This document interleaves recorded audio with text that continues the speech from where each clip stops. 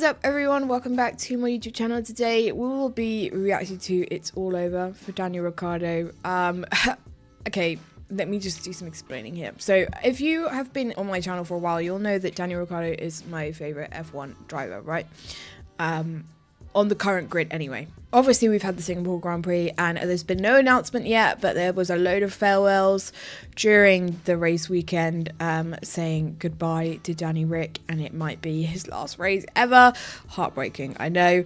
And I knew that there was going to be a load of, like, there was so many sad edits on TikTok, and I knew that there'd be a couple of people making like a load of videos on it on YouTube on Daniel Ricciardo, and I was thinking, no, I'm not gonna watch them all because I will just cry, hoping nobody would request them. Then one of my Patreon members was like, oh, can you request this video? And I saw the request come through and I was like, oh my god, I'm going to sob. So if you have joined this video is going to be like 8 minutes long, this video that I'm reacting to, so just be prepared. I think I should just title this sobbing for 8 minutes straight, because that's probably what I'm going to end up doing. But anyway, nonetheless, I am looking forward to getting into this video. I'm kind of intrigued as to what other people's opinions are on it, because I've seen a load of people's opinions on Twitter and TikTok, but not like YouTube side, so I'm kind of intrigued. But before we get into the video, make sure you subscribe. Over half of you that watch my videos aren't subscribed. Just hit the bell, it takes 2 seconds, and if you'd like to become a member on this channel and receive exclusive perks, you can also do that by hitting the join button down below. It's looking more and more likely that Daniel Ricciardo's time in Formula 1 is coming to an end. Going into the Singapore Grand Prix weekend, rumours emerged of Liam Lawson being signed for 2025 in place of Daniel Ricciardo, and also rumours of Daniel being dropped after the Singapore Grand Prix in place of Liam Lawson for the remainder of... What I hated was that they, you know, every time they would show Danny on the camera over the weekend, they would just instantly then pan the camera to Liam Lawson in the garage, and I was like, can you not? Like, I am already going through so much trauma, and I don't need all of these rumours and speculating, and then they keep panning the camera to the RB garage. The only team principal they really talked to over the weekend was obviously from RB, and I was like, it felt more and more likely. And even the commentators and the presenters and the interviewers, all of them were saying goodbye to Danny. And then he had his final interview and he was crying in his interview, and I thought, oh no, it's just seeming like more and more likely that he's not going to be racing for the final 6 races. But I think that's so unfair. I think they should at least give him the rest of the season if they are going to boot him. Why bring in a rookie for the last 6 races? It doesn't make any sense to me. I feel like we're reliving Williams all over again. The season. Now, Ricciardo was asked about his future, and to be honest, not only did he not deny any of the rumours, but he also gave off the feeling of a man who knows that he will be leaving RB at the end of the season and potentially Formula 1 altogether. Sobbing. I can't until after the weekend. I think that's when decisions will be made, and that was, yeah, obviously us that know the contract, that's kind of where the dates fall. So I know how it is and how it works, and I knew there was always going to be some, let's say, dates and deadlines this year, whether it was like summer break or now post-Singapore, so that's post-Singapore's the next one. Yeah, let's see how the weekend goes. Obviously, I'm going to give it all. It can't be the end. I can't go through that heartbreak again. Yeah, see what happens, try and get the thing on the podium. That's my plan. And now, the reason why all of this is coming out now is because, as Ricciardo kind of hinted at, and as has been known actually for quite a few months, Liam Lawson has a contract with Red Bull that basically states that if Red Bull don't pick up his option by the end of September and give him a full-time seat in either Red Bull or RB for 2025, then Liam Lawson becomes a free agent. Oh, I didn't know that. Okay. 5 at Sauber, but we know that Sauber/Audi did show interest in Liam Lawson, so he potentially could be a real option for that team and potentially a real asset that Red Bull could lose. This is why there has been a ticking clock all season long for Red Bull to basically finally decide on what drivers they're going to have at Red Bull.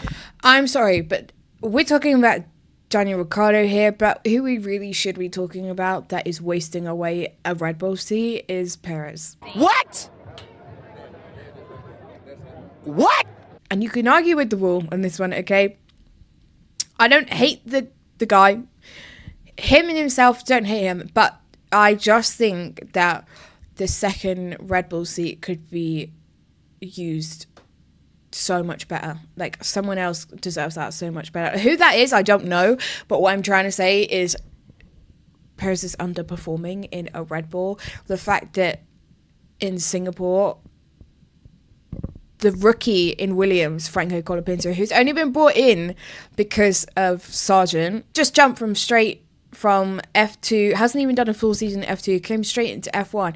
He was ahead of Perez for the majority of the race, and you're telling me that we sat here talking about booting Danny Rick.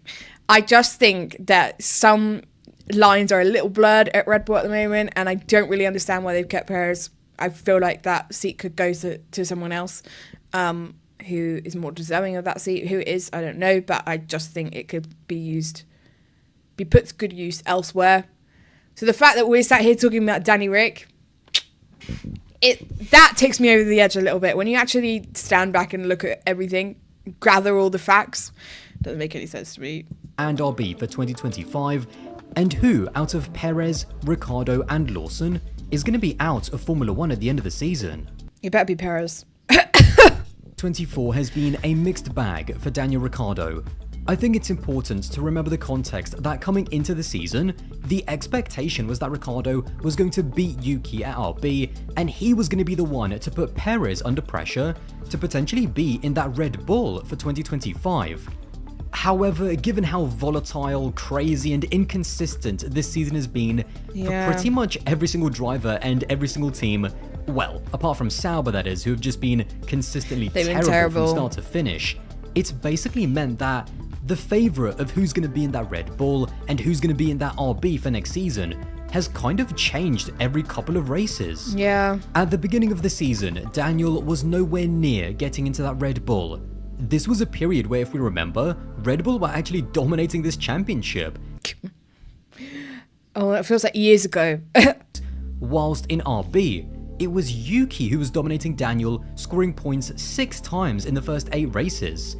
However, once we got into the European leg during the mid-season, this was the point where McLaren, Ferrari and even Mercedes started to really challenge Red Bull, and Checo was seriously starting to cost Red Bull in the Constructors' Championship. He has, this also coincided now they're with losing. Daniel finally picking up some form, scoring points in Canada, scoring points in Austria, and if we remember going into the summer break, this is where Checo had his meeting with Horner, because it wasn't even clear if Checo was going to see out the remainder of this season, let alone next year. I remember those rumours. I think it was around Spa time where Ricciardo's stock and the probability of him potentially going to Red Bull was at its highest. However, ever since then, 2 things have happened. Number 1, RB have really regressed in terms of their performance and have been overtaken by teams like Haas and I was going to say, the other thing we have to talk about here is RB's performance, because their car has really downgraded. And yes, you're talking about Danny Rick's performance, but actually a lot of it is to do with the car. I'm sorry, because even Tsunoda's struggling to get into the points. Like, their car has just fallen back massively. Like I said, they had Williams in front of them for most of Singapore and the race before that. So I feel like, yes, you can go, oh, Danny Rick this, Danny Rick that, but at the end of the day, you have to think about all parts in play here, and a lot of it is to do with their car. Sorry, not sorry. Williams, and this has meant that Ricciardo hasn't had the tools to be able to score points or even get any big results that can show to the likes of Marco and Horner that he deserves to go to Red Bull. And the second thing that's happened is that the Red Bull has also fallen off a cliff, which has actually been an advantage to Sergio Perez.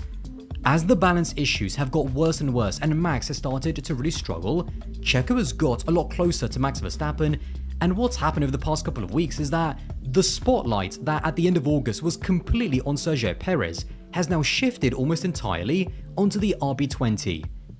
Even the team has now admitted that Checo isn't even their primary focus, as it's all about sorting out the RB20 not just for this year, but also for next year as well.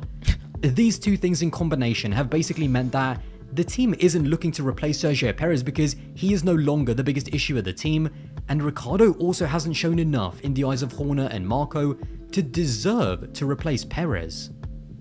It's actually quite crazy how fast perception can change in Formula 1. Yeah. I mean, this Sergio Perez that's now Insane. closer to Max Verstappen is the exact same Perez that mid-season was basically massively under pressure to lose his seat even for just this. Yeah, but he's only close to Max because now Max has fallen down the grid. So it looks like they're performing the same.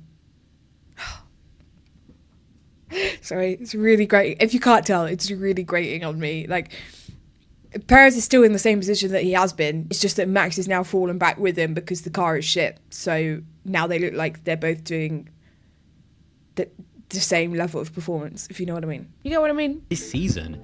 And it also works for Daniel Ricciardo because the Ricciardo that was kind of picking up points mid-season is the exact same Ricciardo that's not picking up points now. However, Ricciardo also kind of hinted at this, saying that if he somehow gets a podium in Singapore, which isn't impossible because the RB does look like it's a little bit stronger and you never know. It's Singapore. Maybe there's some crashes at the front, maybe there's some chaos, and maybe Ricciardo ends up on the podium. Then maybe he's back in pole position to get that Red Bull seat. That is how quickly things can change in Formula 1, and it's not always in the hands of the drivers. Yep. Regardless of which driver has had the momentum throughout different points of the season, the bottom line and the truth of it is that Daniel Ricciardo has not done enough to warrant to get into the Red Bull. He has been beaten by Yuki Tsunoda on average this season, and so on principle alone he doesn't deserve to have a promotion over him, and that is why him at RB has troubled me so much this season. That team as Toro Rosso, AlphaTauri, RB, or whatever it's going to be called tomorrow, has always been there to facilitate and give a chance to younger drivers. If Daniel Ricciardo is not going to go to Red... Wait, stop. This is the other point that annoys me, okay? They all talk about how RB is a junior team, and yes, Danny Rick is not a younger junior driver, but also, if it was a junior team, why is Yuki still there? He's been there for years. Why is he still there? You know what I mean? Like, you can't just go, oh, because he's older. Yeah, no, it's a junior team, get him out. Tsunoda's been there for years as well. Hasn't moved. If it's a junior team, you should be getting into younger junior drivers. I don't understand that point when people's like, oh, it's a junior team, Danny needs to come out. Well, Tsunoda needs to come out then as well. Because he's been there for years, yonks. So don't even talk to me about that. I hate that point as well. It really grates on me again. Red Bull, then what is he doing at that team? He has chosen himself multiple times over the past couple of years to turn down seats at other teams, so we know that he's not looking to just stay in Formula 1 at another team, he is looking to only get into that Red Bull. And so if he doesn't deserve or warrant to get in there, then all he's been doing so far this season is blocking a seat for younger talent. That's what this team has been all about. We should be seeing the likes of Isaac Hadjar, Liam Lawson up against Yuki Tsunoda, all battling it out to be in that Red Bull by putting pressure on Sergio Perez.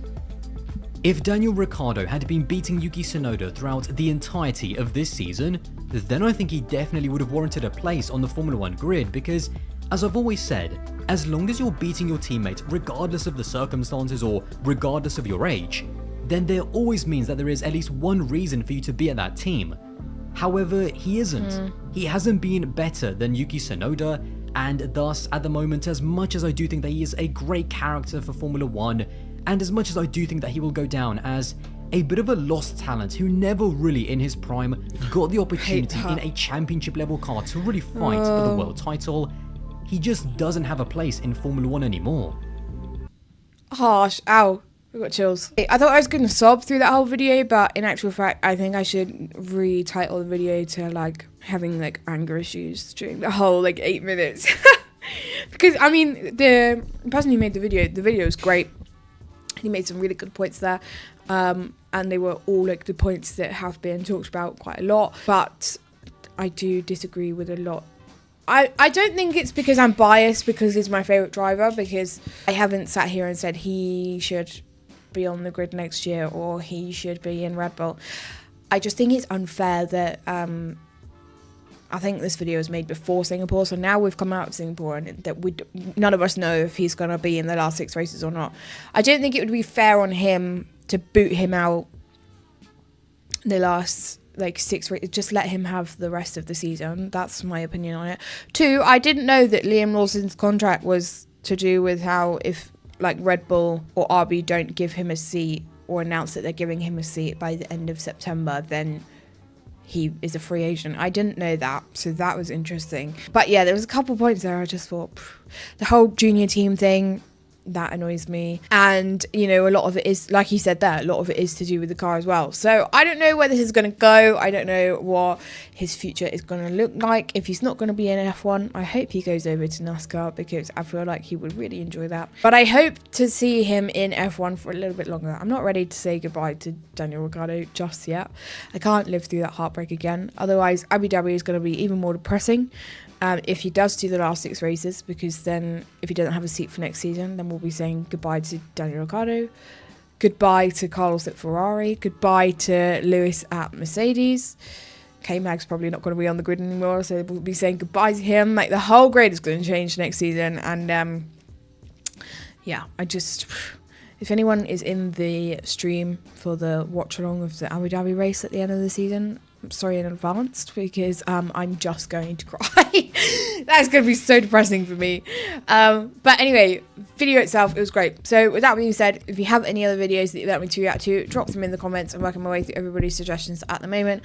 If you did want to check out any of my other socials or become a Patreon member and get early access to videos like this or top priority over your suggestions, then you can do all of that down below. And if you want to become a member on this channel and receive exclusive perks, you can also do that by hitting the join button down below. But I hope you enjoyed today's reaction, and I will catch you next time for the next one. Bye.